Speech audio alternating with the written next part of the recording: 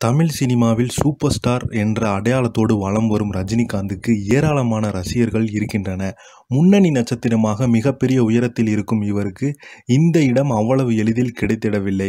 ஆரம்ப காலத்தில் வில்லனாக நடித்து வந்த இவர் ஒரு குறிப்பிட்ட காலத்துக்கு பிறகு ஹீரோவாக நடிக்க ஆரம்பித்தார். ஆனால் அந்த சமயத்தில் இவரை ஹீரோவாக யாரும் ஏற்றுக்கொள்ளவில்லை. முக்கியமாக இவரை வைத்து படம் எடுக்க நினைத்தவர்கள் இவர் ஒரு கருப்பு என்ற காரணத்தால் ஒதுக்கி வைத்தனர். ஏனென்றால் கலராக பளபளவென இருக்கும் நடிகர்கள்தான் ஹீரோவாக என்ற பிம்பம் அப்போது மக்கள் மனதில் இருந்தது. அதையெல்லாம் உடைத்தெறிந்து சாதித்து காட்டிய பெருமை ரஜினிக்கு உண்டு.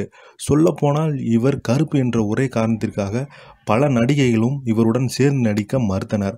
ஆனால் ஒரு காலகட்டத்தில் பிறகு இவருடன் சேர்ந்து ஒரு படத்திலாவது நடித்துவிட மாட்டோமா என்று ஏங்கிய நடிகைகளும் உண்டு.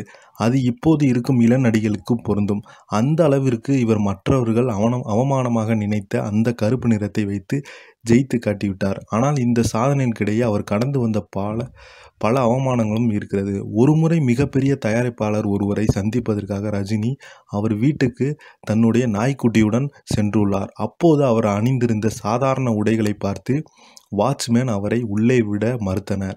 பிறகு விலை உயர்ந்த அந்த நாய்க்குட்டியை பார்த்துவிட்டு ரஜினியை உள்ளே அனுமதிக்கிறார். வெள்ளையாக இருந்த நாய்க்குட்டி இந்த மரியாதை கூட அப்போது எனக்கு கிடைக்கவில்லை என்று ரஜினி ஒருமுறை பேட்டியில் சிரித்தபடியே கூறினார்.